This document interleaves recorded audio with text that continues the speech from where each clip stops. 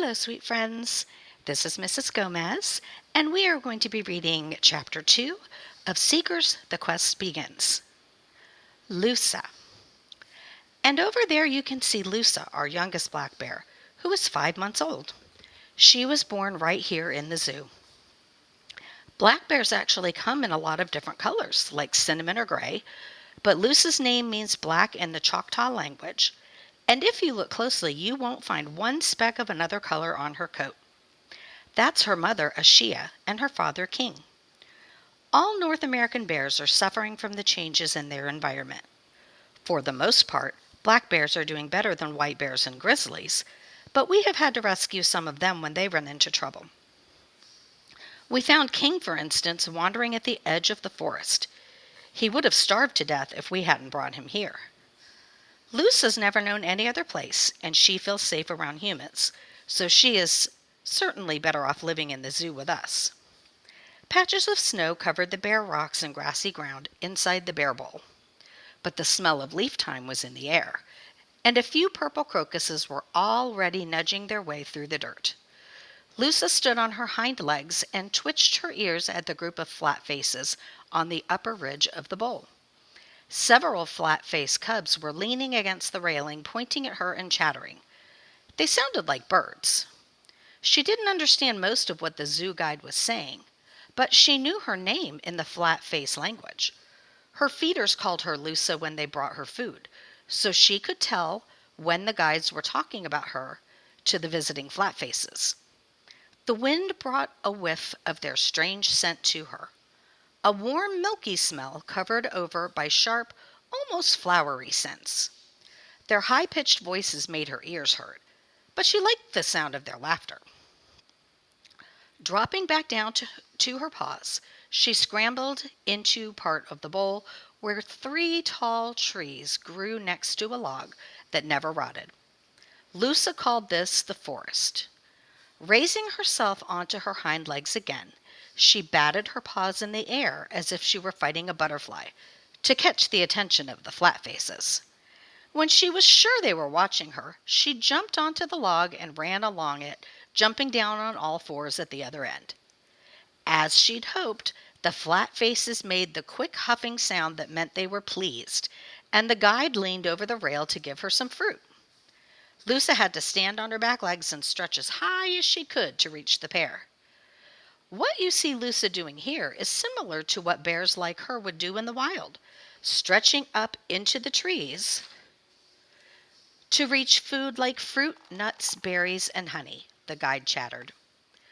Lusa wrapped her paws around the piece of fruit and nibbled at it. Suddenly, she felt a paw cuff her shoulder. She knew from its size that it wasn't one of the bigger bears, so she had a good chance of defending her pair. With a snort, she tucked her paw around the fruit and turned to face Yogi, the other cub in the bowl. Yogi was 1 season circle old, but he hadn't been born here. He talked sometimes about another zoo where his mother lived, but he didn't remember it very well.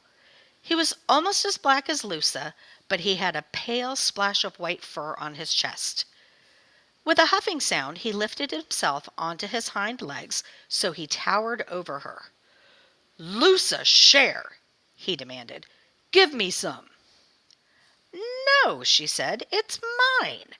She stuffed the fruit in her mouth and ran away across the enclosure. The flat faces up above chattered and giggled as Yogi chased her. Lusa scrambled up onto the mountains near the back of the bowl. She was better than Yogi was at balancing on the 4 large boulders. He huffed and grunted as he climbed after her. With a playful snort, Lusa leaped off the last boulder and tumbled straight into her father King, who was dozing in the sun. "What?" her father mumbled. Then Yogi came bounding off the rocks after Lusa and crashed into King as well. This brought the giant black bear to his paws with a roar. "Get off!" he bellowed, swatting at them. "Go away!" Yogi fled to the fence at the far end of the bowl. On the other side of the fence, Lusa could see the old grizzly rolling on his back, muttering to himself, Chuffing with laughter, Lusa followed Yogi. How can you find that funny? Yogi asked, his fur standing on end. Your father is so scary. Oh, he's a big furball, Lusa said. His bluster is worse than his bite. You don't know that, Yogi pointed out. He's never bitten you. Yet. He wouldn't, Lusa protested. He was just startled, that's all. You know he's a bit deaf. He probably didn't hear us coming. She was pleased to see that Yogi had forgotten about the fruit. She sat down and finished eating it, licking the juice off her paws with her long tongue. Well, I'm not going to bother him again, Yogi said. I'm going to stay over here and watch the white bears through the fence. Lusa was glad that the bears in the bowl were kept apart from one another by the cold gray webs of the fences. She liked being with other black bears, but she was a little bit afraid of the big brown grizzly and the massive white bears. They were much, much bigger than she was, and their deafening roars sometimes kept her awake at night. That sounds like a good idea to me. Lusa turned and saw her mother Ashia lumbering toward them. You two should learn not to disturb King, especially when he's resting. We weren't disturbing him, Lusa objected. Just stay out of his way and don't cause trouble, Ashia scolded. I don't want to watch the white bears, Lusa said to Yogi. They're boring. Let's go hide in the caves. They scampered off to the back corner of the bowl, where a ledge of white stone hung over a rocky patch of ground, hidden in shadow. Lusa and Yogi crowded into the shadows, each trying to keep their paws out of the sun. They crouched as low as they could get and held very still. Shh, Lusa whispered. There's a grizzly crashing through the forest.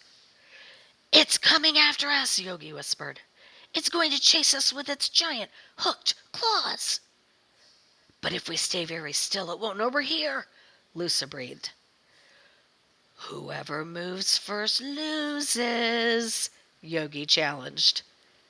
All right, Lusa said, pressing her muzzle to her paws. I'm going to win. They fell silent. Lusa willed every muscle in her body to stay perfectly still. She felt the wind tickling around her ears and nose. She could smell every other bear in her section of the bowl. King dozing in the sun, Ashia sniffling around the bottom of the wall for anything the flat faces had dropped, Stella scratching her side against one of the trees. In the next enclosure, one of the giant white bears was swimming around and around in a circle, from one lump of stone to the next. Lusa had seen it do this for hours. The white bears were even less friendly than the grizzly, who lived on his own and didn't say much. Lusa didn't know their names. The white bears stayed on their island of gray stone or in the chilly water and ignored the bears on either side of them. Lusa was fine with that. They were nearly 3 times her mother's size, and she sometimes got the feeling that they'd be perfectly happy to have her for dinner instead of the slabs of meat the flat faces threw over the wall. Her nose was beginning to itch. Lost in thought about the white bears, she forgot about the competition and reached up to scratch it. Ha! Yogi yelped, jumping to his paws. You moved! I win! Ow! Lusa said, feeling foolish. Well, it doesn't matter anyway. If a grizzly spotted me, I would just run up a tree. I can climb much better than any old brown bear. Let's ask Stella to tell us the story of the bear tree again, Yogi suggested, flicking his ears. The 2 cubs bounded across to Stella. She was older than they were, but younger than King, and she had lots of excellent stories about bears out in the wild, even though she'd never lived there herself. She had come from another zoo where the bears had told her many things about life outside of the fences. Her fur was a reddish brown, not dark black like Lusa's or Yogi's. Stella! Stella! The cubs called. Tell us the story of the bear that turned into the tallest tree in the forest, Yogi begged. Please, Lusa added. The older bear snorted and sat down, lifting her front paws and raising her muzzle in the air as if sniffing the wind. Can you smell the forest? Stella murmured. The cubs lifted their noses into the air, flaring their nostrils. A million scents flooded Luce's nose. She could smell all the flat faces pressing through the zoo. She could smell the mouth-watering scent of flat-faced food and the tangy, almost flower scent of their brightly colored pelts. She could smell many unfamiliar animals as well. Even though she'd never met them, she knew they were alive from the way their scent changed as they moved around their dens. She wondered what they looked like and whether they'd be friendly or scary. And she could smell green things growing, but she didn't know if that was the forest that Stella meant. Maybe, Yogi said. I can smell something. With your nose, it could be anything, Lucy teased. A long time ago, Stella said, ignoring them. This whole land was covered in forest, and bears roamed freely wherever they wanted to go. What happened to it? Lucy asked. Where did the forest go? Well, the flat faces came and changed the land, Stella said. But there is still forest out there, a long way away, like where King was found. Tell us about the forest, Yogi asked. What does it look like? There are trees as far as you can see, reaching in every direction, farther than any bear can run in a day. Even a brown bear? Lucy asked. She'd heard about how fast grizzlies could run, although the one next door mostly lay around grumbling. Even a brown bear, Stella said. And inside every one of those trees is the spirit of a bear. Are there that many bears in the world? Lucy breathed. There used to be, Stella said, and one of them lived right here in the bowl long ago before you were born. What happened to him? Yogi asked. He grew old, very old, Stella said. He was much older than King. His muzzle was grizzled with gray fur, and when he walked he creaked like the branches of the trees in the wind. What was his name? Lucy asked. Stella stopped and thought for a moment, scratching her ear with one paw. His name was Old Bear, she said. Lucy wondered if she was making that up. Anyway, one day we came out for our morning meal, and he was lying under his favorite tree. He used to sit in its branches all day long, but on this day he was just lying there on the ground. We went over and poked him with our paws and our noses, but he didn't move. His scent had changed too. He was dead. Lucy and Yogi both shivered, shaking the chills out of their fur. The flat faces came in and took him away, but we could feel his spirit was still here in the bowl. It whooshed around us like the wind all that day, making our fur prickle and our claws sting like ice. And then, as the sun was sinking beyond the edge of the bowl, we saw something new in the pattern of the bark on the tallest tree in the forest. What was it? Yogi asked, wide-eyed. It was the face of a bear, Stella said. You can see it on the side that faces the mountains. The spirit of Old Bear lives in that tree still. Lucy and Yogi stared at the tallest tree in awe, wondering if Old Bear's spirit was staring back at them. Lucy thought she wouldn't like to be trapped in a tree. She'd rather have paws for running and a nose for smelling. Let's go look for the face, Lucy suggested, and Yogi bounded after her over to the trunk of the tree. They padded around it in a circle, staring at the knots in the trunk. Lucy stopped and lifted onto her hind legs, peering at the bark. I think I see it, she cried. I see a face. Yogi stood up behind her. He tilted his head. I don't see anything, he mumbled. It's right there, Lucy insisted, waving her paw. See, this is his eye, and this... As she leaned forward to bat the small black spot that looked like a bear's nose, suddenly it moved. It's alive! Lucy yelped, leaping back. Old Bear is coming out of the tree. She fled to the nearest boulder, her heart thumping wildly. But when she turned around, Yogi was rolling on the ground, laughing. What's so funny? Lucy demanded. It's a beetle, Yogi huffed. You ran away from a beetle. Oh, Lusa sat down and licked her paw. I knew that. Just then the bears heard a voice calling their names in the flat-faced language. Two of the feeders had come to the edge of the railing with the bears' evening meal. Yogi ran over immediately, grunting with pleasure, and the other bears followed. King lumbered to his paws slowly and wandered over. He always ate last, and Lusa knew, like the other bears, that she should leave the least rotten fruit for him, since he was the biggest and oldest bear in the bowl. Lusa picked through the berries, choosing the ones she liked best. With a cooing sound, one of the feeders reached down and scratched her back with a long stick. Lusa wriggled happily, letting him get to all the parts that itched. She was still full from the morning meal and didn't really care if she ate or not tonight. As the flat faces moved on to the grizzly bear, Yogi found a rotten apple and nudged it toward Lusa. Yuck, Lusa said, kicking it back to him. No rotten apples for me, thanks.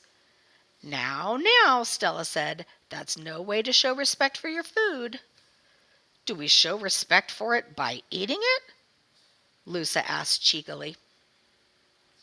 She'd heard Stella's respect lectures before, but she found it hard to believe there was any connection between noble bear spirits and the chunks of broken fruit the flat faces tossed onto the ground for them.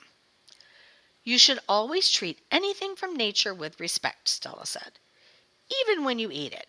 You never know when it might have the spirit of a bear inside it. Oh, no, Lusa cried, pretending to act horrified. A bear spirit? I don't want to eat any of those. I'll never be able to eat apples again. She flounced back to the log. Stella and Yogi laughed. A few stars came out as the sun went down, but most of them were hard to see in the orange glow from the flat-face lights. King ambled back to the boulders where he slept outside. The other bears preferred the dens of white stone at the back of the bowl, where they could be sure they wouldn't be rained on suddenly in the middle of the night. King was the only one who didn't like being indoors. Ashia had explained to Lusa that he didn't like the walls' straight edges or the feeling of being trapped, but Lusa didn't understand. Inside the den it was quiet and warm. Out there you could hear the grizzly bear grunting and the white bear snoring and insects buzzing around your ears all night long. She rolled onto her back and looked up at the sky through the clear, hard square in the roof. One bright star hung there, always watching her night after night. It was the only one she could always see, and it never seemed to move. Stella, Luna asked, do you know anything about that star? That's the bear watcher, Stella murmured sleepily. Like us, it has found a good place and it stays there, never wandering. Tell us more, Yogi prompted. Is it the spirit of a bear? Don't be silly, Stella said. Bear spirits live in the trees, but my mother did once tell me the story of a little bear cub in the sky. A bear cub in the sky, Lusa echoed. Yes. Stella wrinkled her nose as if she was trying to remember. She keeps the bright star in her tail, but there's a big brown bear who wants that star for his own. So he chases the little black bear around and around the sky. But he never gets the star because black bears are too clever, even if they are smaller than other bears. So the little bear gets to keep the star? Lusa said, pleased. She was sure she could be fast and clever too. Certainly more clever than Yogi or the fat brown bear next door. Stella had fallen asleep, making drowsy, buzzy noises through her nose. Yogi was licking his paws, digging his teeth in between his claws to get at the last sticky bits of fruit. Lusa didn't feel tired. She scrambled to her paws again and padded outside, hoping she could see the little black bear and the big brown bear running around and around. She padded over to the mountains and stood on the tallest boulder, craning her neck to look up at the night sky. The only star she could see was the motionless bright one twinkling down at her. Lusa sat on her haunches and gazed up at it, the little bear watching the bear watcher. And that, my friends, is the end of chapter 2. I hope you enjoyed it.